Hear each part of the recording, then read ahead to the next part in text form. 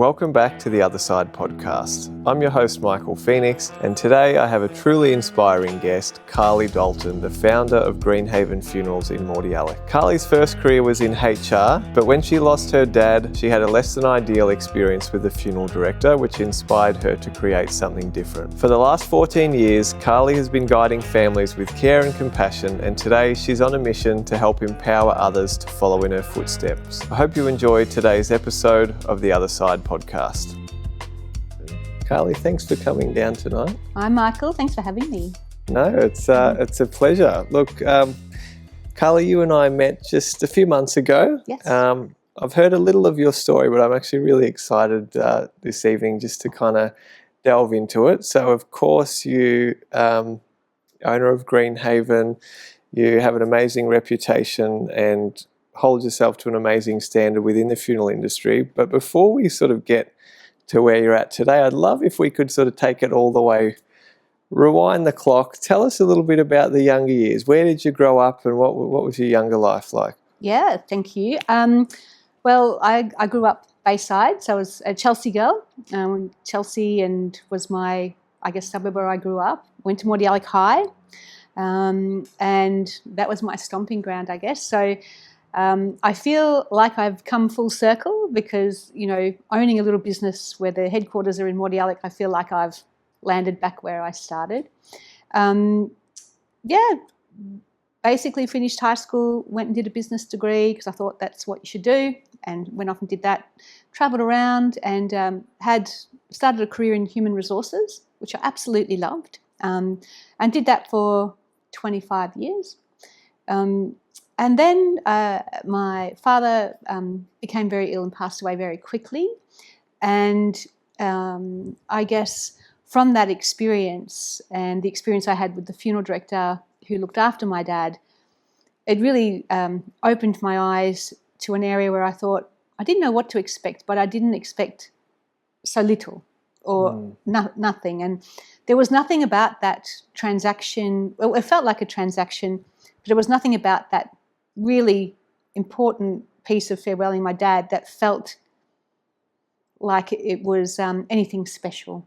Yeah. And it really made an impact on me, and I didn't act on that for a number of years afterwards, but it was always in the back of my mind. I wonder if it could have been different. Celebrant was great. Funeral director was absent from the process. Basically, they were just wanting to get the paperwork done and get payment. Yeah. So anyway, I was made redundant from one of my HR roles, and I thought this is my time to make a break, and maybe start my own business. And I said to my husband, Tim, I said, I think I'd like to learn how to run a funeral home. And he thought, oh my God, oh my God. And I said, well, why couldn't we? I guess it's all learnable. So, that's where I guess the Greenhaven came from. So, I've always been Bayside, and now I feel like it's I've returned home with starting a little business Bayside now as well. How old were you when Dad passed away? So, Dad has been gone. He passed away in 2004. So 22 years. Yeah. Yeah. But I remember the transaction with the funeral director as clear as day, So, and I guess for me, I just thought to myself, if there was ever an industry that needed a little kick up the behind, it's the funeral industry, because if I've experienced this, how many others have experienced this as well, where pretty much you don't get options, you get told when you can do what, and the person who's died is not referred to by their name but as the body when actually they're still alive. And all of these things, I thought just little tweaks here and there could make the world of difference for a family, and being given all the options to create this really beautiful day to say goodbye and honour the life of a loved one, it wouldn't take much, So I think the opportunity came, and I went off and did a course, and then I was able to work with one of the bigger funeral homes and like an undercover boss and just learn what to do. And I thought, I can do this. And then I went back to work as a consultant for a year, saved up some more money, and then Greenhaven was born. There you go. Yeah. So did you say you're working for about a year in the funeral industry, learning the ropes? Not even. 3 months. 3 months. Yes, that was enough for me to get the hang of things, learn how to do arranging, learn how to conduct a funeral. I got a bit of exposure to the mortuary, which I loved, and I still love, working in the mortuary now. So 3 months, and that was enough for me to go, yes, I can do this, And then a year later, we hung the shingle out. We had a space to work from. We had a little office, and off we went. Yeah. Yes. I love, in all of this, okay, you've had a negative experience with a funeral director from after losing your dad. And then so time went by, you realised that, maybe you could do this and maybe do it in a better way. Yeah. But I love that the plan was always to start your own business. I think that shows your entrepreneurship and the fact that you want to make it your own. And can you tell us, what was that journey like? From going from learning for, let's say, 3 months with a larger funeral home to starting your very own funeral home, what was that process like? I think it was, I was so excited. I can't tell you how excited I was, but I guess if I turn the clock back a little bit before that, I was working as a consultant, helping small businesses to assess their training needs. So I was out on the road, knocking on the doors of small business going, can I come in and see how I can help you to improve your small business? And I'd go into these small businesses and I'd think, whoa, how is this place even going? But you are going and you are running a small business and no one knows what they're doing. So I thought, well, if there's businesses like that out there, I reckon I could have half a chance at this, because I was very clear on what I wanted to do and how I was going to do it. So I guess in the lead up to it, we found a place we could work from. So another funeral director allowed us to start at their premises, and he allowed us to rent his hearse, on a funeral by funeral basis. We got our website up and running. We took a loan out, and we had a transfer vehicle so we could go out into the night and pick up people and bring them back. And when we started, I think it was a week before we had our first call. And we were so excited. I was probably the most excited funeral director in Melbourne. I've got someone to help. Oh my God. And it was, it was a massive funeral. I think we had a cortege of about 25 vehicles. We went through a police breathalyzer. All the things that could happen happened. But it was like, this is our first funeral. We're actually doing this. So I don't know. It was a lot of work to get things up and running, but I don't know, we were just so happy and so excited that someone called us and that we could go and help them make this really special day for their family member who had died. So, how did that first family find you? Off the internet. Okay. So the thing that this is 14 years ago, the thing that we've always been focused on is our website. And I remember when I was with one of the big funeral homes doing my 3 months work experience, and I said, why aren't we on Facebook? And they said, oh, you couldn't possibly be on Facebook. I said, but why not? Then we can show how we can create these beautiful days, the flowers, the candles, the setup, the views from the venue. Oh, no, we don't do Facebook here. And I'm like, oh, my God. Anyway, so, from the very start, I've always wanted to showcase how beautiful a funeral day can look. The little touches that matter, how you set up this, the desk or the table where people are received and they're given their order of service and they get to record their name, how you can set that up, just little things. So we've always had a presence on the internet, and I've always been a mad blogger. I've always, written articles and just whatever I knew, I just put it out there. So the internet is a very powerful thing when it comes to small business and when it comes to funerals. And if you're not out there, how can people find you? I agree. Yeah. So you've launched the business. 1 week later, you get your first call. Yes. Did the momentum build quite quickly from there, or was it a slow burn in the beginning? I think from memory we did 7 funerals in our first month. Wow. But in the first year we did, I think, 130, which is a lot for, someone who's just entered the market. That's huge. Yeah. It really is. And I think what that tells me is that people were looking for something different. They were looking for something, that meets their needs, just some options. And we always said we're never going to have our own chapel. and we still don't have our own chapel.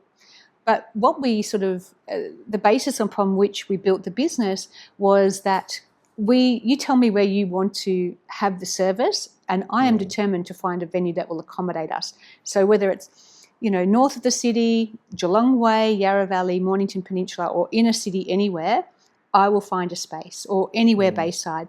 And because we just kept knocking on doors and saying, can we collaborate and work together, we have about 150 venues that families can hire according to their needs, according to the size of the group they want to accommodate, according to the aspect, the view they want to look out on, and that's what people want. They don't always want to go into a funeral director chapel. They want to have some choices, and they're happy to spend whatever money, they want to spend, whatever they feel comfortable according to their budget, but they really want the choice. And I think that is the thing that's made Greenhaven get going and be successful right from the start, is that we were able to facilitate that. And was it just yourself and Tim from the beginning? Yes, and it still is myself and Tim now. And we have we have some contractors who come in and out and help with different things. And we have obviously the two Jens from Melbourne South East Doula Hub. They're collaborating with us now. So, but we're pretty lean team, and we like it. We like it like that as well. It just means that families, their first point of contact is going to be the main point of contact the whole way through. So, most of the families have my personal mobile. They know they can text me. They know I'll ring them back. And I love it that they do that, and I love it that I can ring them back and answer their questions and sort out any things that they need clarifying and take out the stress quickly before it gets into a bigger, overwhelming thing. This is a very broad question, but what is it that you love about the funeral industry? I think the biggest thing I like about it is families come to me and they are sad, exhausted, overwhelmed, and they're in a crisis mode most of the time. For many of the families, they've never done anything like this before. And when you think about it, that's quite appropriate or relevant, because how many funerals do you have to arrange in your life? Maybe for your parents or a grandparent. So, for a lot of people, they've never done this before. But I can sit with them and we can map out something that, is going to meet their needs. I can, ask them some questions. They can make some answers. Then we can make some inquiries. Then we can work out a date. Then we work out a venue. Then we can work out all the other bits and pieces. So I love being able to bring all the bits together and the family go, I'm looking forward to this day. Like, I was really dreading meeting the funeral director, but now I'm actually excited for the day. And I love that feeling of just taking away that stress and anxiety for a family, and just they have something to look forward to honouring their loved one's life. And, and I've really helped them put something beautiful together. So, I love walking into chaos and then making it just stress-free, streamlined. Everyone's got a thing to do. All the things are taken care of, and they just have to come and be a mourner and be looked after on the day. Yeah. That's what I love about it. And you do quite a bit of your own mortuary work as well, don't you? Yes. So I do have Melbourne Mortuary, so they come in like a fly-in, fly-out service as well. But I just love being in the mortuary. So, it's still one of my favourite things. I love being able to see a deceased person and go, okay, what are we going to do here? How am I going to get you looking good again? Working out what I need to do. And, it's so good to be able to present someone back to their family so that their loved ones can see them again, and that person looks wonderful, just like they're sleeping, and they look relaxed. They smell lovely. They got their clothes on, what have been, especially chosen for them. Yeah. And I didn't have that choice with my dad. So I didn't have a choice of clothes. I didn't have lots of choices, but I love to say to people, just take your time, choose an outfit, and I'll pick it up and, I'll get your person ready. So, it's good. Something I really appreciate about you, Carly, is your honesty and your transparency. I'm wondering, it just came to me that there would be some people out there, myself included, that, prior to joining the industry, or maybe those that are watching that are completely outside the industry, have a certain perception of what the role of a funeral director entails. Yes. But can you give us an honest taste of reality of what actually does it take to be a funeral director? And maybe if you could walk us through a typical day or a week in the life, all the different aspects that go along with that role. First and foremost, you have to love working with humans. Like you have to be a people person in the true sense of the word. So funeral directing or working or funeral service is like a study of human behaviour. You see the best and the worst of people. And you see everyone in elevated states, angry, sad, happy, and you have to be able to work with them to get an outcome. So I think you have to enjoy working with people, and you have to enjoy problem solving. I think you have to enjoy talking on the phone, which I love. I love driving. I love talking on the phone. So, and I think, it is, you have to have the energy. You have to bring the energy, because the people that you're looking after are exhausted and numb with grief, and they have sometimes no idea what to do, how to do. So you're bringing the energy in a soft way, in a gentle way, but in a really affirmative way, like, we can do this. We can get this happening for you. So I think, working in funeral service is relentless. Like you will come across family after family after family, which need your help. And you have to be able to manage yourself and manage how you interact with people, because not every family is going to be the same as well. Some families will not really like each other, and you have to navigate the whole process with people who don't really get on. Other families work so well together, it's amazing. And other families, there could be all sorts of dynamics happening. So I'd say it's good, if you're considering funeral service, to have some experience doing other jobs where you've had experience working with people, because you are going to be thrown into a sea of people and you're going to have to manage, each situation accordingly. And still love it to turn up to work the next day and the next week and the next year. With the benefit of quite a bit of experience behind you now, when you look back at your journey into being a funeral director, would you do anything differently if you had your time again? I don't think so, I look back at the last 14 years and I think this was the right business for me to start and the right work for me to do at that age. So I'm 57 now. I was about 42 when I started thinking I was going to do this, and I feel that I had enough work experience and life experience that this is something I can apply myself to. And I feel once I learned what to do, that I could, I had either the gravitas, or I just had the ability to work with people and get them organised and bring a sense of calm and to the chaos that was their life after, experiencing a death.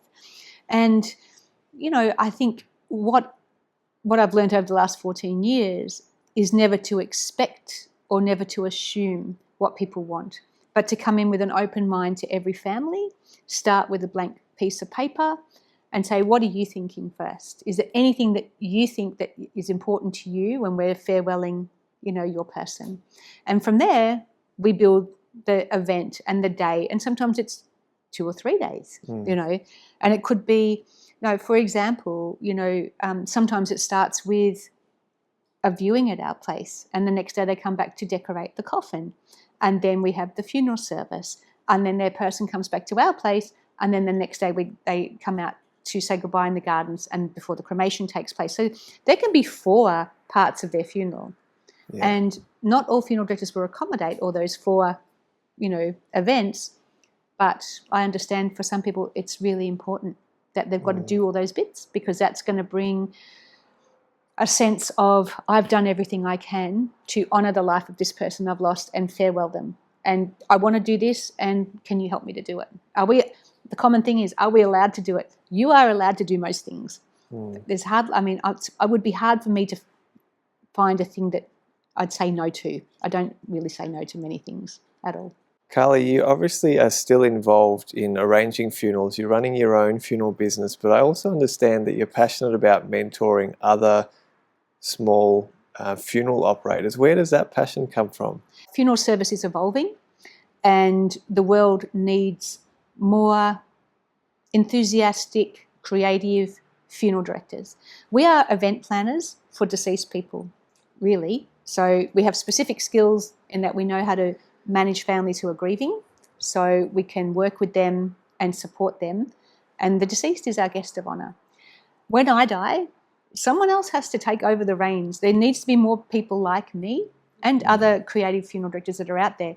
We need to share the knowledge. When I started 15 years ago, I rang one of the professional associations and I said to them, I really want to start my own funeral home and I don't have any experience. Is there a course I can do, or can I join your association and can someone teach me? And I was told there is no way that you can learn what is required to be a funeral director. There's far too much that you need to learn. You couldn't possibly learn it. There's far too much OH&S and legal, aspects. I said, I've come from human resources. My life is legal aspects and OH&S. Why can't I learn it? Oh, no, look, you're better off just trying to get a job and just work it out that way. And, of course, there's nothing worse than saying that to a female who's absolutely obsessed with trying to do something. So I thought, I'm going to make this happen. So I just feel, you know what? This knowledge that I have, it needs to we need more men and women who want to do this work with that knowledge. I'm happy to share it. Why not? Like, if you're out in the community, there's nothing to stop you from being the funeral person that everyone turns to when they have a death in the family. If you learn how to have conversations around end of life, death and dying, and then you tell your family and friends, hey, I'm leaning into this space and, I'm learning all about it. I'm learning so much. If you ever need help, yell out. And all of a sudden you're the funeral person in your community. Yeah. Why not? That's how it used to be in the olden days. We used to have lots of funeral people who did the funerals in the village. Yeah. I think we should go back to that. It shouldn't be this guarded, black magic, secret stuff. It shouldn't be that. So in 2026, if someone's sitting there watching and either they're just in a completely unrelated job like yourself in HR or any other role, or maybe there's someone that's, had a few months or a couple of years of experience in a larger funeral home. Yes. And their goal is to start their own funeral business, what advice would you give them? I'd say come and have a chat to me, shout me a coffee. I will always have a coffee or tea with anyone. But let's talk. Like, tell me what your aspirations are and I will share with you some ideas on how to get going. Because you can get going, you can start working in this space, even if it's, I don't want to say a side hustle, but maybe it's like a little project on the side. You start building the knowledge. You start learning a little bit how you sit with families, how you plan, how you have funeral planning conversations with people. And then you might start saying, well, someone's come to me, Carly, someone's come to me and, they need to arrange a funeral. I don't know what to do. Can you help? And then we do it together, and you might say, I work with Greenhaven for a little while, but then you might say, Carly, I'm ready to start. And I'll say, all right, let's do it. Like, I'll show you what to do. So, it's funeral world used to be such a closed market. It was a boys' club and no one could get in and the knowledge was not out there for anyone to learn.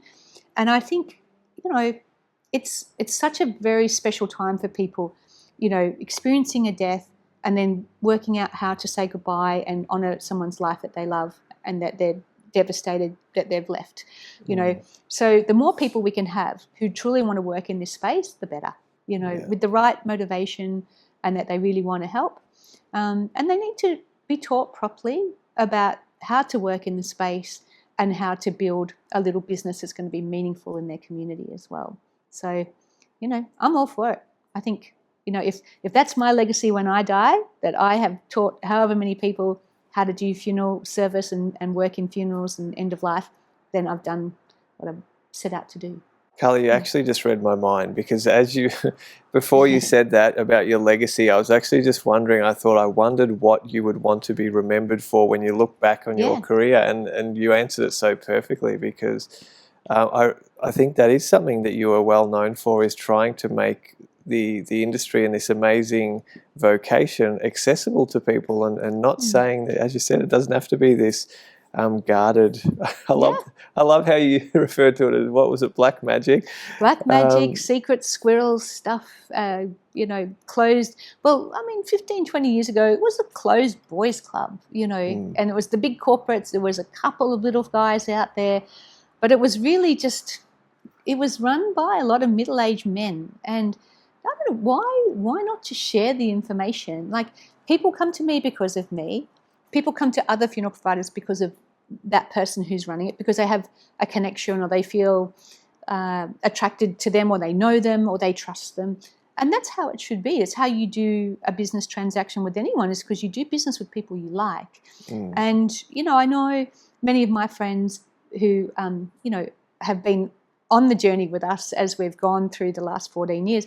They've entrusted their parents to me, and it's really something special, that your parents entrust their parents, my friends entrust their parents to me to look after and to hold the space for them to say goodbye. I love and appreciate that so much. And I think, why can't you learn to do it? Person over here in Frankston, you be the funeral lady there. Frankston needs another funeral lady. You should be that, so why not? So 14 years as a funeral director, what have been the main changes in that time that you've seen? I would say definitely there is more, rather than church and burials, we have cremations and celebration of life events. So, more venues being used. So yacht clubs, restaurants, golf clubs, wedding reception chapels, wineries. So people are going, you know what? Mum loved food and wine, so let's go to the Yarra Valley and have something there. A lot more cremations or burials prior to the service, so a lot more celebration of life rather than a morbid, somber setting. We want to basically talk about all the good stuff, and Mum wouldn't have wanted us to sit here and be sad. So there's a lot more focus on that. I would say there is a big move away from big fancy caskets. A lot of cultures, and like Italians and different other cultures, will sometimes want their particular style of wooden casket, or whatever casket is for the mausoleum. That's fine. But a lot of people are choosing cardboard and just plain particle board, because they don't want to spend money on that. They'd rather spend it on the wake or flowers potentially. I would say religion was waning. I would say that's 8 years ago, 10 years ago. We weren't getting so many religious funerals, but I would say it's coming back, So whether or not, I think some of the churches, some of the priests didn't realise that they play a huge role in attracting people to the church and being welcoming and, saying, yes, if you experience a death, you are welcome to contact us and we will help you with a funeral. There was a lot of, we're very busy, we can't help you. But now there's the priests and a lot of the clergy are like, you know what? It's on our website, here's our funeral information. If you want us, you call us and we will be there. So there's a real emphasis on customer service, I think, in the religious, the church sort of type of services. I would say they're the biggest things. And just, family run, I think, is a big thing as well. So when we say to, families, would you like to have a minister run the service, a celebrant? Oh, no, we'll run it ourselves. I think that was unheard of 20 or 30 years ago. Like, no one would run a service by themselves. But now families feel very comfortable that they can, put a bit of a structure together, gather the music, sort out the photos, and, we'll run it. So...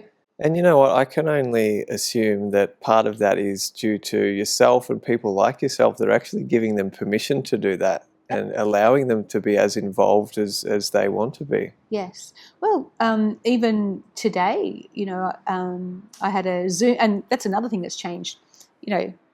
Previously, I would say families were summoned to the funeral director's office. We're not talking to you. We're not giving you information until you come to our office. Now, people will call and they'll say, look, we want a cremation and we want a service at the yacht club and we want this, this and this. And can you give me a quote? Mum's going to die in the next couple of days. We're just gathering quotes. So getting quotes was something, I think, that in the past, I certainly didn't ask for a quote. When Dad was dying, I just went to the local funeral director and said, can you help? And they said yes. But now, you have to put your quotes in, they'll pricing and information, and they'll, you'll either be the person that they want you to help or not, So, I think, but now, and I'll say to them, do you want someone to help you run the service? No, we'll be fine. And I'm like, would you need a hand with the ceremony structure? And I go, that'll be great. And I'm like, I'll send something to you and then you can massage that and do it, make something that's going to be meaningful for you. And, if you need a hand to pull it together or any ideas, just let me know. But I'm happy for families because if it makes them happy, then I'm happy. If they walk away going, that was fantastic and mum would have loved that or dad would have loved it, then we've done our job. It doesn't have to be this big fancy thing. It just has to be meaningful and appropriate for them. Something we haven't really spoken about is the fact that you're also a celebrant. I'm just thinking you're a funeral director, you're a mortician, you're a celebrant, you're a business owner, you're a mentor and a coach to others. What am I missing? I'm sure there's probably many other hats that you wear. That I like to walk the dogs and go down the beach. I'm also a wife and a mum. So I have a 25-year-old and an 18-year-old, and they've grown up in and amongst the business. So, and it's interesting because they probably know more about death, dying, and funerals than I give them credit for. And I sometimes will have a conversation and I'll hear my daughter say, they can't do that. You've got to do this and this and that first. And I'm like, you have been eavesdropping on all the conversations this week, over the past however many years. So, but so I don't know. It's running your own business, I think, takes a certain sort of person. And fortunately or unfortunately for me, I like all the aspects of this business. There's not, probably filing is not great, but having all the other stuff to do, I just love it. So, there's not anything I really don't like. I like driving the hearse. I like running ceremonies. I like making the photo tributes. Yeah. So I'll be doing this until it's my turn to exit stage left. Well, hopefully it's a very, very long time before that happens. Hopefully. But I think that's amazing that you like all aspects of it. And I think it's a very rare person in this world that can actually say that they, enjoy all aspects of their job. Yes. Except for the filing. Yes. But I feel like that must be getting easier these days as well with all the technology. There's probably not as much filing, is there? Look, there's still a little bit, I guess. I mean, the technology does make it easier, but there's still a little bit. It's still a little bit of an old-fashioned industry, and still we have people who don't like to do everything online. So we do have a bit of paper-based stuff. So that's sort of probably one thing that we can't get away from. But one thing I forgot is something that over the last 14 years, the eco-friendly side of things is really something that has sprung up, and I think. We started with the whole thing of how can we be different? And we thought, well, we'll have the different venues, but offering an eco-friendly option could be something. And my dad would have loved to have a cardboard coffin or just something that was sustainably made, or because he loved to, conserve water and recycle things. So, he was a greenie before it became trendy. But that sort of thing wasn't available to us. But what we're finding now is people, there is a little cult group out there that are loving this idea of, keeping things simple, returning back to the environment, keeping a lighter footprint in life and in death. It's not a huge group, and a lot of people who love the idea then sometimes get a bit of cold feet at their funeral because, what if Auntie Mary doesn't like the wicker casket? We can't freak her out, so let's just have a normal casket. But don't embalm me. I don't want any embalming, sort of thing. So it's gathering traction. I would still say it's less than 20% of the funerals that we do, but there is a small group out there that's something that they, that is important to them. So I just say, 50 Shades of Green, you do you, whatever makes you comfortable and happy with your choices. I'm not here to debate that. I'm here to make something amazing for you that you're happy with. So, but I think the eco-friendly thing is certainly something that has evolved over the last 14 years. Where did the name Greenhaven come from? Well, it's interesting because it took a while to get to land on something that we felt resonated with us, and like we loved the eco-friendly thing. So it's like, green, and then a haven could mean anything. Cemetery, quiet garden, just a nice calm space somewhere, and just a space where you can just say goodbye. you know, and I just love the colour green. So anyway, and I love the garden and I love plants. So I think we did go backwards and forwards until we thought, you know what, I reckon this is it. Like if we've got the eco-friendly, that's something that we want to have as a focus, it's got to be this, doesn't it? Like, you know, and then I think it's good because Greenhaven can mean anything to anyone, you know. It can be a beautiful garden, that's where you want your ceremony. It can be a beautiful space where you want your final resting place to be.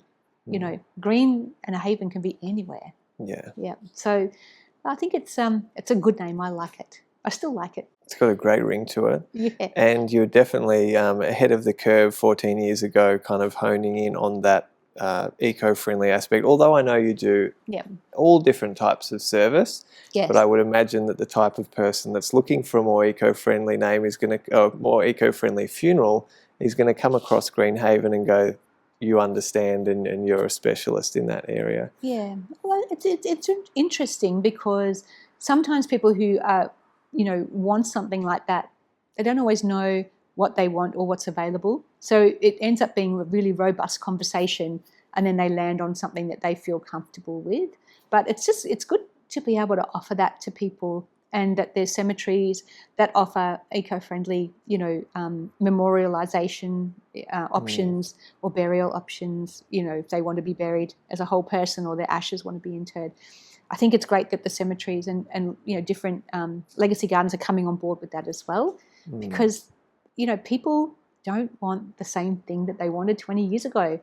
And like, you know, Mornington Green is an example of that. Greenhaven is an example of that. And a lot of the newer funeral homes who are being more creative are examples of what people want. They don't want what grandma and grandpa had 25, 30 years ago. They want what they want. And if you can't provide it, they'll go somewhere else.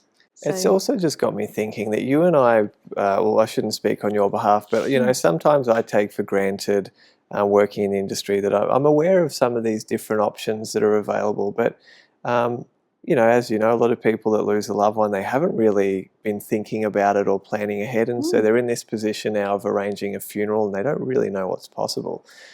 If there is someone that's wanting a more eco-friendly funeral, what are some of the things that they should be considering? You mentioned the coffins a little bit earlier, but what other sorts of things should they be keeping in mind? I think really what underpins an environmentally friendly funeral are keeping things simple. And I think start with that in mind. So, you know, choose, you know, it's your choice, cremation or burial, obviously, and in your family or your personal preference is either one of those. Not being embalmed, I think, is important, and you should have a choice on that. And, you know, 22 years ago, I wasn't given a choice with my dad. He was embalmed. He would have hated that, but it was something that just happened without consultation, so that's fine. But you have a choice. I think choosing a coffin that you feel comfortable with, you know, it's made from sustainably made or grown materials. So whether it's, you know, hand woven willow, whether it's sustainably grown pine, whether it's a bioboard, each of them will have their level of eco-friendliness. Each of them has travelled from wherever they've been made to us, but it's your choice about, you know, what you're comfortable with.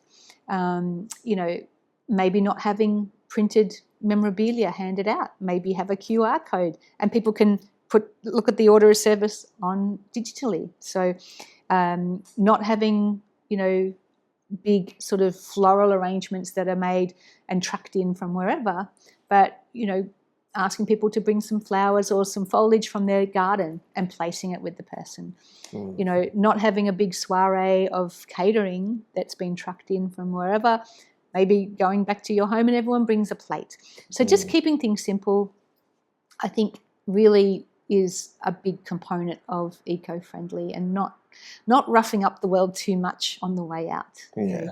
And look, I've had many debates and discussions with many people who are probably more highly qualified than me, and I probably will have more of those discussions before, you know, I finish working in this space. But I think it's as simple as that. And, you know, there will be people who have a more granular view, but when I'm sitting with a family who want an eco-friendly funeral for their mum or their grandmother or whoever, I'm not about to get into an argument with them. I want them to make choices that they are happy with. That's the end of the day. That's my goal, is that we've got put together a funeral event that meets their needs and they're happy with the choices that they have. And they have all the choices. So, they can create something that's really meaningful and special for them. Speaking of choices, I mean, the eco-friendly side of it is one thing, but let's talk a little bit about family-led funerals. How important is it for the families to play a hands-on role in caring for their loved one? That's a really, really good question. So I would say over the last 14 years, more and more families want to come in. They want to help wash their person. They want to help dress their person.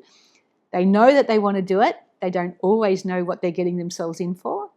And we might, or I know that what I will do is I'll do a pre-preparation so that their person has had a little bit of care. They may have been washed and prepped so that when their family come in, that it is not so confronting for them, that it's a bit more of an easier experience. So I'll do a bit of work, but then when they see their person, it's an easier thing for them to, okay, I can do this. But it is something that a lot of families love doing. They love it. And, and they love coming in and helping put a dress on and then taking selfies and putting lipstick on and, doing all the things. So it's certainly something I would say a lot more people are getting involved in, and especially if they've cared for their loved one right up until the day they've died. They feel like, I might as well just keep going. So why not? I'm all for it. You want to come and help me get that Anthea Crawford dress on? You are welcome. Let's do it. And Carly, we know that every single funeral and every single individual is as valuable as the next. But I'm sure in your 14 years there have been a handful that have really stuck with you. Yes. I wonder if, without obviously sharing the details of the family or anything, but whether you could share some particularly memorable funerals that you've been a part of. Obviously, when you're doing funerals for children, it's always really, really, it's next level, challenging, difficult, stressful. The emotions are 20 times more because, young people aren't meant to die, but they do. And we have to be there for the family. So the level of grief is it's huge. But, being able to put together a day where everyone feels, wow, we couldn't have praised this little person's life anymore. We couldn't have spoken about their personality. We couldn't have, supported the family anymore to put this beautiful day together. You feel like, we couldn't have done anymore. We let mum come in, be with their baby and their little person, for as long as they needed to be. You just think, what is needed here? What can we do? And let's just pull out all the stops to do it. And being an independent funeral business, I don't have any barriers. I don't have many boundaries. So I'll just say, whatever you need, family, let's do it. Like if you want to come and spend all day at my place with your little girl, you come and do it. I'll go and get food. You sit here and just be together. I remember one funeral I did was for a surgeon, who died. He passed away as a result of an incident in a hospital. And, I just felt so honoured that I was caring for someone who cared for so many other people. And not only did he care for so many people and save their lives, he mentored all the other baby surgeons. So he taught so many people his knowledge of his particular area of expertise. And he was so well regarded, and I thought, he's in my care, and and I'm responsible for putting together this beautiful family ceremony, but then also a massive memorial service that included all the hospitals, all the staff, and all the families that came to him and learnt and they had life because of him. And I remember just sitting back and just thinking, I don't know if there's any more responsibility I could carry, but you know what? It was such an amazing day, with so much amazing audiovisual media recorded tributes, and we had to try and keep the press out, and the press were undercover coming in pretending to be mourners and taking photos that ended up in the Herald Sun the next day. And there couldn't be more things going on, but I just remember thinking how honoured I was that I was chosen to look after such a special individual, and that I was going to do whatever it took to get this done in a way that his family would be proud, and it would just be something amazing for everyone who was a part of it. So, yeah, that's sometimes the world brings you things. You got to be careful what you wish for, because then the universe brings you something, and you go, right, I wish for this now. I've got to get it done. So off we go. Now, you and I know that working with grieving families, on a regular basis can be challenging. It's also incredibly rewarding. And I've found that it's given me some, interesting perspectives and on life that I may not have had if I didn't do this amazing work. Yes. What are some of the biggest life lessons that you've gained from doing this type of work? Life is not guaranteed. Tomorrow is not guaranteed. Nothing is guaranteed. So be aware of your health, and encourage those people that you love around you to be aware of their health as well. So get things checked. If you have a little lump, every year you should get an annual check and just make sure that everything is going along okay. And if there's anything that's a bit out of kilter, get it sorted out. So I think what I've realised is, life is very precious. It's very fragile. Anything could happen. And I think, you should tell people that you love them, and you should, you should show up for the people that you love, be there. They need a hand with something, go and give them a hand. Just say, I'm here for you. And, make that effort to have lunch together, have dinner, catch up for coffee, and just let people know that you love them, and that they're important to you, because, it's, and just, always remind them why they're special to you as well, because you just don't know. I mean, we've looked after, I think, over 4,500 people in the last 14 years. Wow. So many stories behind all of the people who've passed. And, you think of those people who've passed unexpectedly, because of a chronic event, that happened, an illness or something, then get a chance to say goodbye. And, and you just know how devastated the family are, with that sudden death that's happened. So I think, tell the people that are important to you that you love them, make every moment matter, make the effort to show up for people, and enjoy all the things that you love.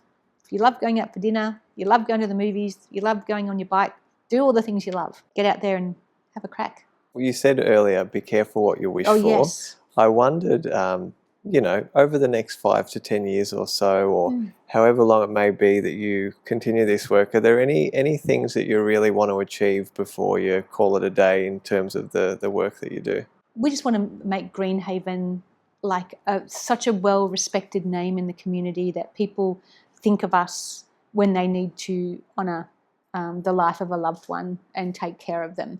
I want to have Greenhaven as a name that, a lot of people think of, first and foremost, or I'm up there in terms of, Greenhaven looked after the service for your friend's mum. They were great. Let's give them a call. So I'd like to build Greenhaven up so that we are a trusted, service provider. And that it continues. I'd love to hand Greenhaven over to someone else one day, and they continue the legacy, they continue the business and the style of care that we've become associated with. I would love that to happen. That would make me so proud, for when I'm too old to do this, but I'll never be too old to do this. So, that I can, maybe sell to another family, and I can teach them what to do, and they can take the baton on and off they go. Because, I think the world needs more independent funeral people. I think it's a very specialised personal service that the community needs, that, when you need help with a funeral for a loved one, that you can call on someone who's going to sit down and craft something that is specific for you.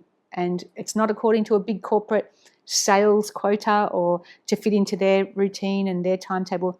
We can look after you, and we can make something that's going to be amazing for you. And I think the world needs more of that.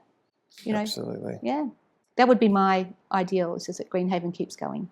Yeah. And I can tag along just as a casual part-timer or celebrant, I don't know. I have no doubt that it will keep going. I mean, the work that you've put in to get it to the point that it's at today, you have a fantastic reputation in the community and in the industry, and no doubt that it will continue to live on, and with you hanging out in the background, I'm sure you'll always act as an advisor in some capacity. I can pick up the phone, I can be the receptionist. But Carly, as we sort of bring this podcast to a close, was there anything else in particular that you wanted to share? I guess the only thing I would say is, if working in funeral service is something that you're intrigued with or fascinated by, reach out, jump on our Facebook. We've got lots of events and information sessions coming. This is work you can learn. It is not, it's not rocket science. All you have to have is an aptitude to learn and a passion for helping others and creating these beautiful farewell events, or just working with people and, guiding them through, helping them to navigate end-of-life experiences. It is not anything that is not learnable, So don't be scared and don't think that you can't do it. If you really want to do it, you'll be able to learn. So do it. Don't, if it's something that you feel that you can, you have a passion for, come and talk. We'll get you on that track of learning. What a perfect way to end, Carly. I just want to say thank you firstly for making the journey down here, having a chat with me. I want to thank you for the amazing work you do. I have no doubt the impact, you have impacted 4,500 families that you've looked after personally, but also just on a broader level, the impact that you have on the industry and your passion for making this accessible for those people that really have a genuine desire to help. I want to thank you for that, and I really appreciate everything you do. Thanks for having me, Michael. I appreciate the time to talk to you. Thank you. Thanks, Carly.